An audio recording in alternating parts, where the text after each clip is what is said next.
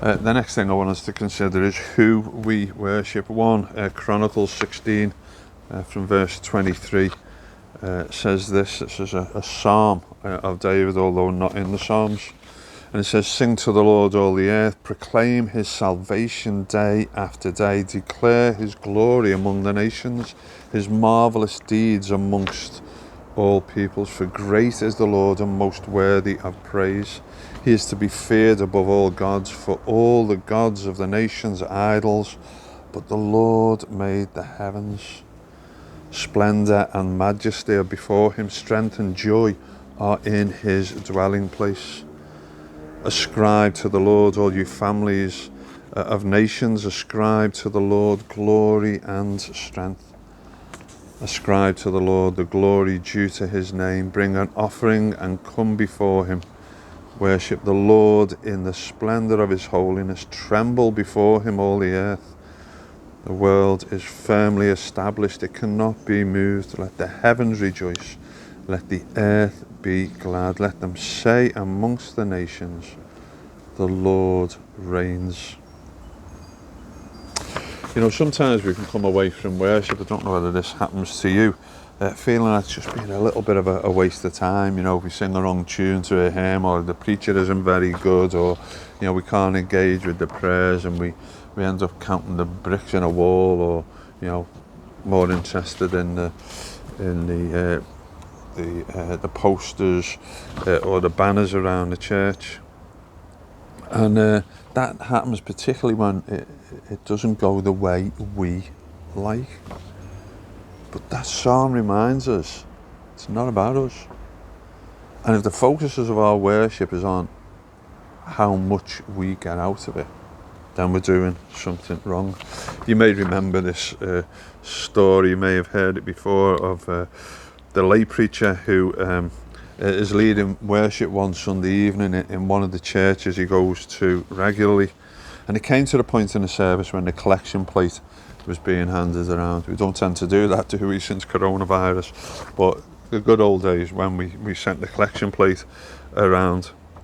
And as it went round, he realised he only had a £20 note in his pocket. I thought, I've got to put something on a collection plate, but this is all I've got. And then he remembered the practice of this church. And the practice was that whatever loose collection was put on the collection plate, the visiting preacher got as his preaching fee. So he was confident. He thought, well, if I put this £20 note in, I'm going to get it back later anyway. At the end of the service, the elder came to him and thanked him for the service and the word that he'd brought, and he gave him £25. And the lay preacher looked at the money and he was a bit downhearted. And he said to the elder, to be honest, I would have expected more. And the elder replied, if you expected more, then maybe you should have put more in. When we get the focus of our worship wrong, then we can always and often be disappointed by the outcome.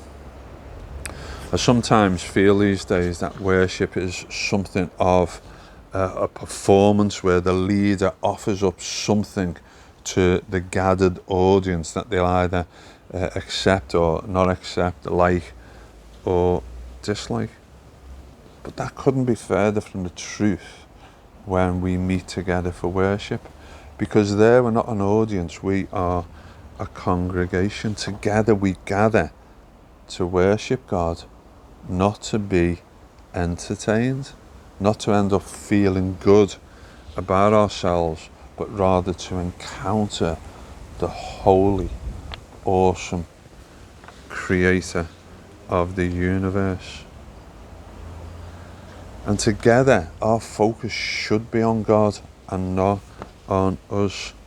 I said earlier, didn't I, about the hymns that I called uzzers, and I firmly believe that any hymn or worship song that we sing should focus on God as the subject, and most of them do, but I don't know what it is, but there seems to be a tendency these days that we're singing a lot of hymns that focus on us as the subject, almost as a bit of an Ofsted, just to say, well, yeah, you could do better. You're doing well, but you could do better. And when we start doing that, we lose focus of our worship, because our worship should focus on God.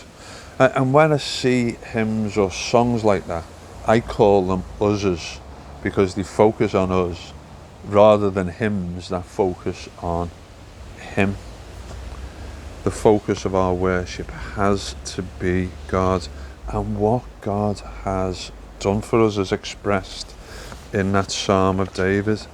We should come offering God all of who we are, rather than having an attitude which expects God to do stuff for us. I know many of us, you've heard it say, we come to worship to have our batteries recharged, and I think that's a good way of looking at worship. But the problem is, if you're recharging a battery, you've got to plug it into the right charger. And if we're plugging it into the preacher and what the preacher's saying, if we're plugging it into the hymns, we're missing the point. We encounter God in his presence, and that's where we need to be plugged into. David reminds us, doesn't he, through that reading, that we need to remember God and his marvellous works. And part of our worship is to do just that. But remembering, is only a part of it. Our remembering God's marvellous deeds has got to be for a reason. And that's the reason isn't self-gratification. We don't recall all that God has done for us so that we can feel good about ourselves, but so that we can tell other people about it. Where to, as the psalm says, proclaim his salvation day after day. Do we do that? Do you do that? Do I do that? Maybe, as Christians, if we were proclaiming God's salvation day after day to the people we meet, our churches would be full again. We hear that promise, don't we, of salvation through Jesus himself. He says that God loved the world in this way, that he gave his one and only Son, that everyone who believes in him will not perish but have eternal life. God's love for us is eternal and unconditional. Our salvation is already settled and secure. And in it we have a promise of security regardless of what we'll face in this life. Now that's not something we just should just remember. That's not just something we should just worship God for, but that's something we should also be prepared to, and indeed want to, tell others about too. We're going to sing again now. We have heard the joyful sound, Jesus saved. Tell the message all around, Jesus saves. So we're going to sing that together now.